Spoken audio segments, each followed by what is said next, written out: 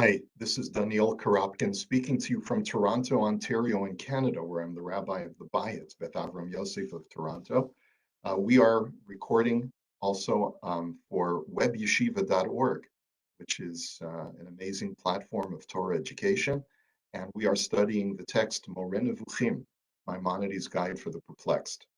We have been doing so for quite some time. We are now in the first section, chapter 73, where the Rambam finds himself in a disputation with a group of religious philosophers known as the Mutakalimun or the Midabrim, or we could say Kalamists as well.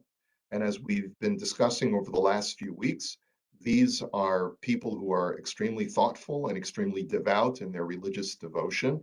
And based on certain theological principles, they have arrived at certain conclusions about God and the universe, and the Rambam feels that both their methodology and their conclusions are somewhat flawed.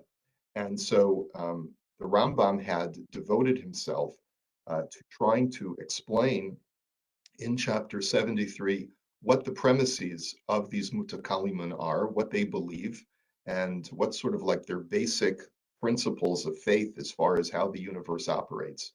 So I'm going to share my screen with you so that we can continue the um, the handout that we had started with last week. We went through 1 through 5, and we explained that the Mutakalimun are atomists. They believe that the entire universe is made up of very small, tiny particles that connect and disconnect based on God's will, that vacuums exist and are the stuff between atoms, and that time is atomic as well, and that there is no such thing as a continuum or a flow of time, but there is only now, and that what was a moment ago was a completely separate creation, and what will be a moment from now is also a completely separate creation from God. Number 4, every substance, every atom must possess an accident. And the term accident, we basically explained that every substance in Aristotelian philosophy has either intrinsic or extrinsic qualities. An intrinsic quality, let's say, if I wanted to say that I, as a human being, have intrinsic qualities, it means that I have an intellect, or it means that I have certain features that uniquely define me as being a human being. An extrinsic quality is something like I have brown hair or I have blue eyes. Those are things that, if I had them or didn't have them, would not make me any more or less human. Arms, legs, other organs that a person without them would still be a human being are extrinsic qualities. The Mutakalimun believe that because every small little atom that exists that makes up all of reality is devoid of any intrinsic qualities, everything is added to each and every atom. And that is what we call an accident. It's that extrinsic quality of, let's say, being an atom of fabric or being an atom of red fabric and so forth. And these accidents reside in the atoms. That's what we saw last in number 5. And now we're up to number 6, which each accident exists only for an instant. And here the Rambam really brings home to us something that is going to really, this is probably number 6 and number 10 are the most dramatic of the 12 premises of the Mutakalimun.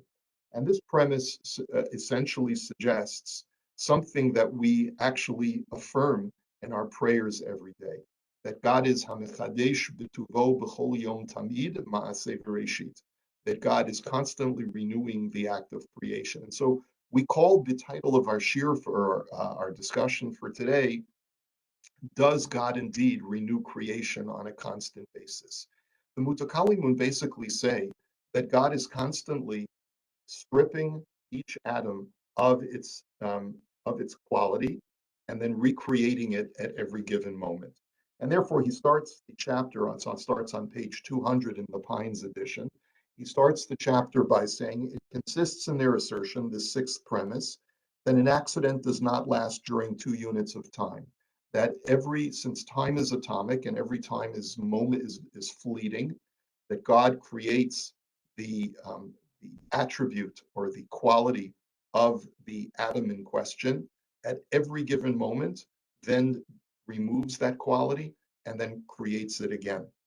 The meaning of this premise is that they think that God may be glorified and magnified, creates an atom, and creates together with it at one and the same time any accident he wills as an accident subsisting in the atom. And so it seems like, at least at this point, what he's saying is that atoms are constantly recreated because the universe is anew at every given moment. There's only now. And when God creates the atom, concomitant with that creation of that atom is its attribute. For it may not be predicated of him may he be exalted, that he has the power to create an atom without an accident. According to their rules of physics, an atom cannot exist without its attribute, just like in Aristotelian philosophy, matter cannot exist without form. So that's sort of a parallel between what the Kalamists believe and what the Rambam believes. Now, the true reality of an accident and its notion consists in its not enduring or lasting during 2 units of time, cannot last more than that one instant. While this accident is being created, it disappears, having no continued existence, whereupon God creates another accident of the same species, which accident disappears in turn. Whereupon he creates a third one belonging to the same species, and so on, always in the same way in the period during which God wishes the species of that accident to last. And we gave the analogy last time as well. It's like a celluloid roll of film where each frame is a separate existence, is a separate reality. So you might be watching a movie of a person with a red sweater walking along the scene, walking along the stage. But the reality is that that's not the same person from one frame to the next, just like it's really 2 pictures or 3 pictures or 10 pictures of the same person, not the same picture that's moving, but rather each frame is separate. The Mutakalimun believe existentially that's what's going on, that God is constantly recreating and recreating and recreating. If, however, he may be exalted, wishes to create in the atom another species of accident, he does so. There is nothing compelling God to ensure that that red sweater remains a red sweater from one frame to the next. He does it because this is his will. And there's no other explanation other than the fact that God is willing this. Okay. So uh, however, he refrains from the act of creation and does not create a new accident, the atom in question simply becomes non-existent. Now, we're going to skip in our text. Let's skip to page 201. What led them to this opinion is that it is not to be said that there is a nature in any respect whatever, and the nature of one particular body may require that this and that accident be attached to that body. And this is a very important point that the Rambam is making. This is really a point of major dramatic departure between the Rambam and the Mutakalimun. The Mutakalimun believe that there is no such thing as rules of nature, of laws of physics that God embedded within creation. Because God is constantly creating and recreating, God can do whatever he wishes and can change anything at a moment's notice, instantaneously. And so, and that's because everything is constantly existent through God's continuous active involvement in the process of creation at every given moment. Quite the contrary, they wish to say that God, may he be exalted, created the accidents in question now without the intermediary of nature, without any other thing. And so there is no intermediary force, as the Rambam, quoting the Aristotelians and the Neoplatonists of his time, believe that while God is constantly maintaining creation, it is through a series of intermediaries, which we call nature, different forces which God put into motion. It's almost as if the Rambam is closer to Newtonian science than the Mutakalimun. The Mutakalimun believe that if it weren't for God constantly creating and recreating in every single second, the world would cease to exist.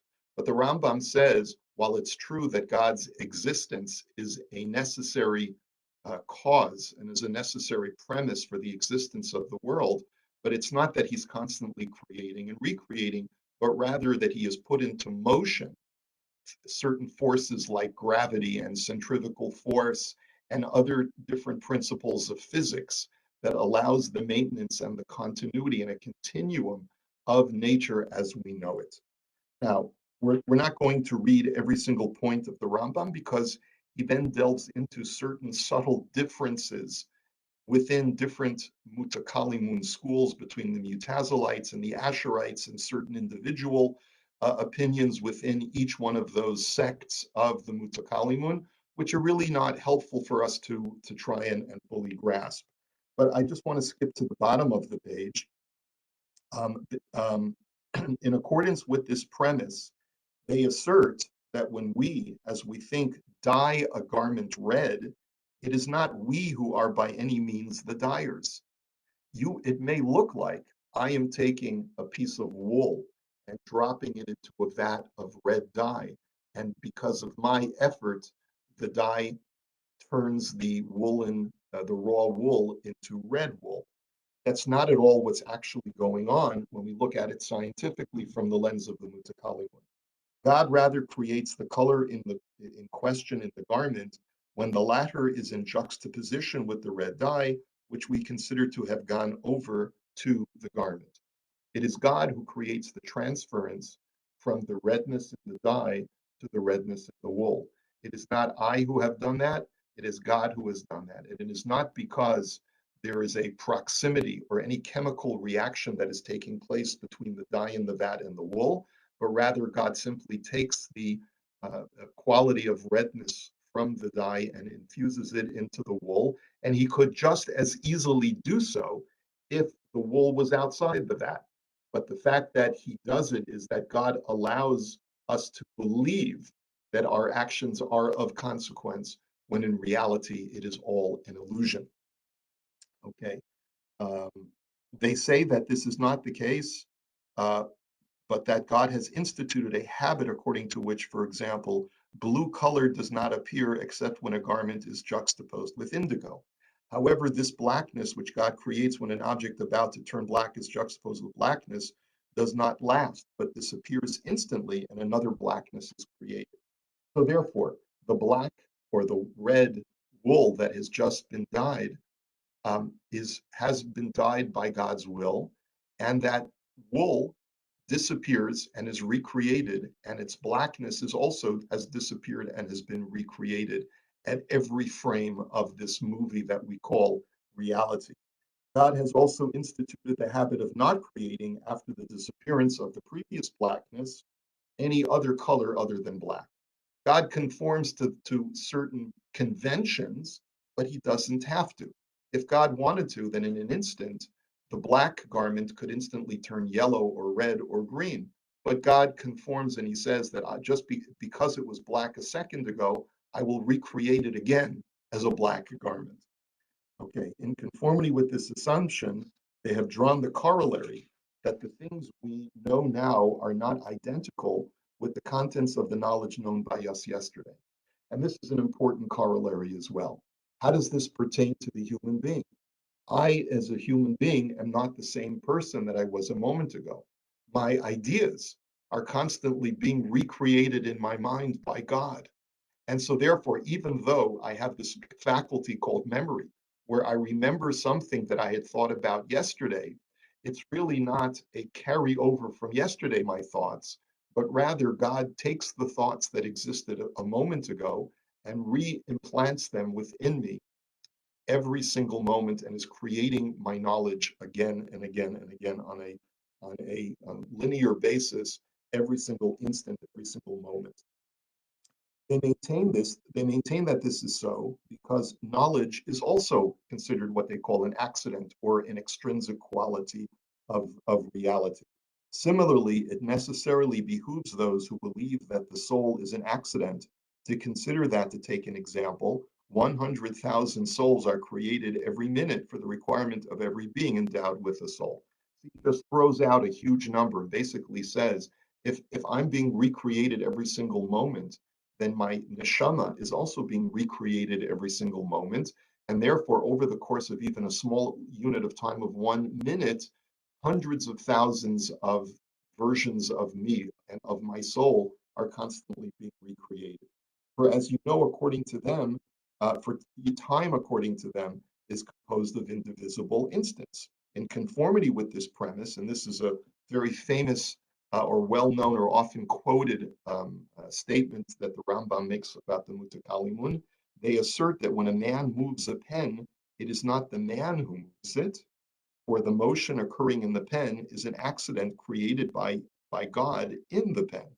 So when I pick up a pen and it looks like I am the one who's responsible for its movement, I am not moving the pen, but rather God is moving the pen along. It looks like I've picked up the pen and am moving it, but it is really God who moves my hand and recreates my hand constantly. It is God who keeps the pen in motion because there's nothing intrinsic about the pen that would cause it to move other than God. Similarly, the motion of the hand, which we think of as moving the pen, is an accident created by God in the moving hand. Only God has instituted the habit that the motion of the hand is concomitant with the motion of the pen. It looks like that there's cause and effect, that there's causality. Because I'm moving my hands, the pen is moving. But there is no causality according to the Mutakalimun. And this is really the gist of the sixth premise. There is no causality. This pen is not moving because my hand is moving. My hand is moving because God wills it to move, and the pen is moving because God wills it to move. And it's got nothing to do with the fact that my hand is moving, that the pen is moving. All of this, everything exists independently and is by God's will directly, without the hand exercising in any respect an influence on or being causative in regard to the motion of the pen. For they maintain that an accident does not go beyond its substratum. There's not one accident that could lead to another accident or to another quality in something else or in itself. And I'm going to skip again. To sum up, it should not be said in any respect that this is the cause of that. This is the opinion of the multitude of the Mutakalimun, and one of the Mutakalimun maintained the doctrine of causality, and in consequence was regarded as abhorrent by them. In other words, this is a theological principle as much as it is a philosophical principle. Theologically, the Mutakalimun believed in seeing the hand of God in every single atom of every single second of every single split second of existence. And it was that which brought them to the conclusion that God is constantly creating and recreating. And if anyone were to suggest that there is any kind of causality, that this causes that, and that there's any kind of continuum from one moment to another, or any kind of causation of one thing to another, that person would have been deemed an infidel, theologically inconsistent with this very rigid and fundamentalist view of God's involvement with creation. And so, therefore, going back to this example of the pen in motion, he says at the bottom of page 202 that there are really four things that are going on when you see me moving the pen across the screen.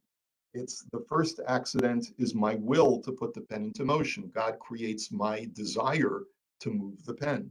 Then God creates my power to put it into motion, my ability to put it into motion. The third thing that God creates is the human motion itself. And the fourth thing that God creates is the motion of the pen. Four things going on at the same time, completely independent of each other, which God creates all at the same time. All right, and so I want to conclude by skipping to the end of his sixth premise on page 203. Accordingly, God creates at every one of the instants, I mean the separate units of time, an accident in every individual among the beings, in every single atom, whether that individual be an angel, a heavenly sphere, or something else. This he does constantly at every moment of time. They maintain that this is the true faith in God's activity, and in their opinion, he who does not believe that God acts in this way denies the fact that God acts. Again, it's a theological issue for them. With regard to beliefs of this kind, and the Rambam says this is crazy talk, right? This is really meshuggah. He says, it has been said in my opinion and in that of everybody endowed with an intellect, quoting the verse in the book of Job, chapter 13, or as one mocks a man, do you so mock him? Do you mock God? This being in truth the very essence of mockery. It's making a galechter, as we say in Yiddish, of God's involvement with the universe. And because the Mutakalimun feel that there is no causality, this is a direct affront to the Rambam's sensibilities of being an Aristotelian philosopher. One of the basic premises of Aristotelianism is that there is cause and effect in the universe. And there's one more issue that is so fundamental and essential to the Rambam of why he must reject the Mutakalimun. And I want you to know that the Rambam does not raise that issue in this particular section, but he does raise it in another text where he discusses the issue of ethics. Here the Rambam in the Moreh Nevukhim at this particular section is discussing physics. He's not talking about how physics and ethics are dependent upon each other. But the Rambam has a treatise on ethics, and just as scientifically, this is unacceptable to the Rambam, ethically, it's unacceptable to the Rambam too, because ultimately, suggesting that I am constantly being recreated and everything that I do is orchestrated and created by God really takes away, in a sense, my free will. And that's a cornerstone of the Rambam's faith. So that man is endowed with free will. And where do we see this? We see this in the treatise that the Rambam wrote on ethics, which is his introduction to Pirkei Avot. The Rambam wrote a Mishnah commentary much earlier in his life than when he wrote the Moreh Nevukhim. And it's almost like a parallel or an adjunct to this text that we're reading now in Moreh Nevukhim chapter 73. And we're just going to read this text in English. The Rambam wrote an introduction called Shmona Prakim, the 8 chapters.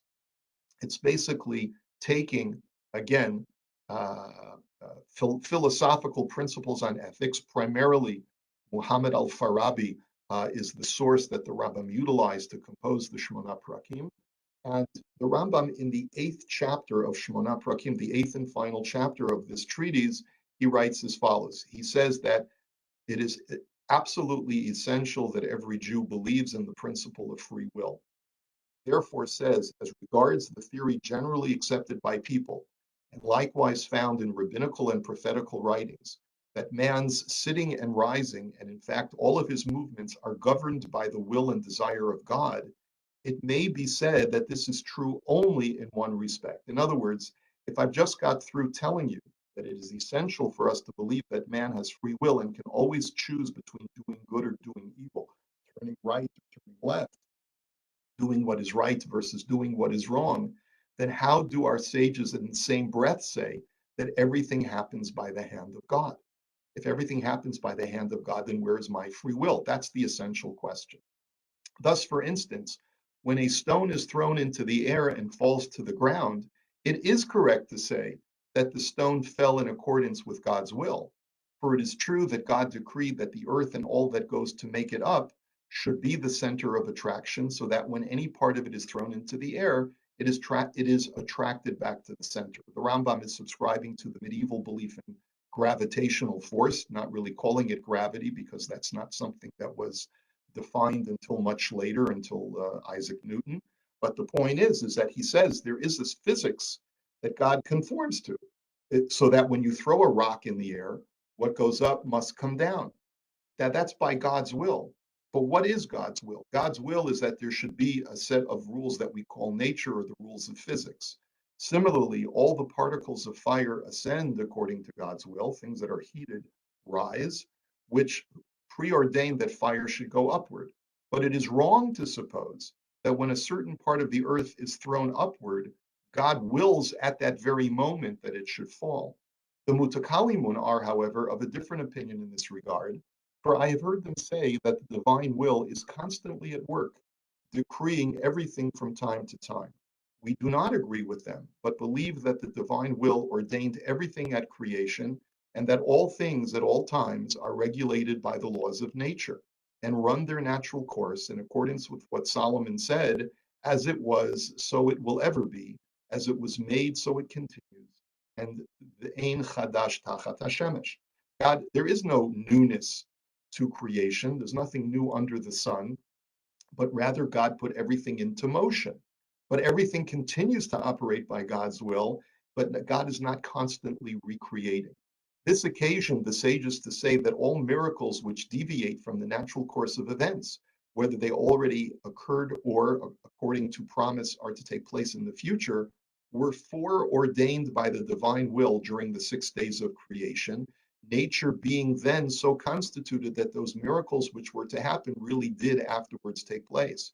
Even miraculous phenomena were embedded in creation at the time of creation, which the Rambam is now foreshadowing something that the Mishnah will mention in the 5th chapter of Pirkei Avot. Then, when such an occurrence happened at its proper time, it may have been regarded as an absolute innovation, but in reality it was not.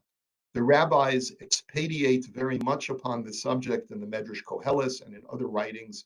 One of their statements in reference to this matter being Moreh in Avodah Zarah, which says, everything follows its natural course.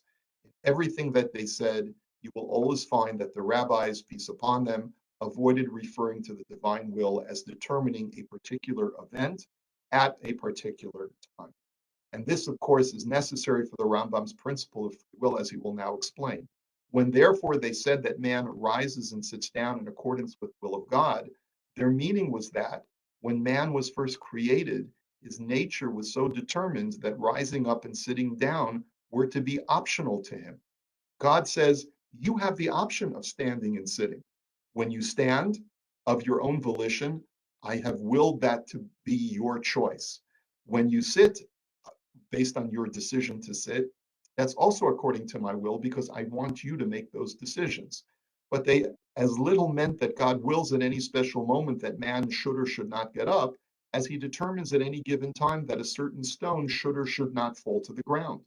The sum and substance of the matter is then that you should believe that just as God willed that man should be upright in stature, broad chested, and have fingers, likewise did he will that man should move or rest of his own accord, and that his action should be such as his own free will dictates to him, without any outside influence or restraint, which fact God clearly states in the truthful law, which elucidates this problem when it says, behold, the man has become one of us to know good and evil.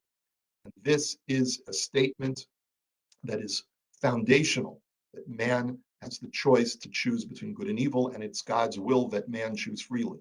The Targum, in paraphrasing this passage, explains the meaning of the words "Mimenu lada'at tovara," which means he is like one of us to know good and evil. Man has become the only being in the world who possesses a characteristic which no other being has in common with him.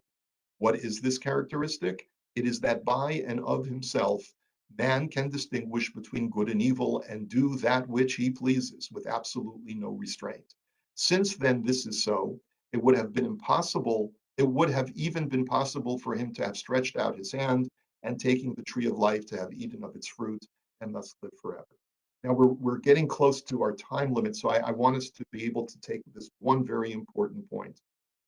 There was an article that came out some 40 or 50 years ago from Rav Aryeh Carmel, the key disciple of Rav Eliyahu Dessler, the redactor of the Rav Dessler's writings, Michtav Me'Eliyahu.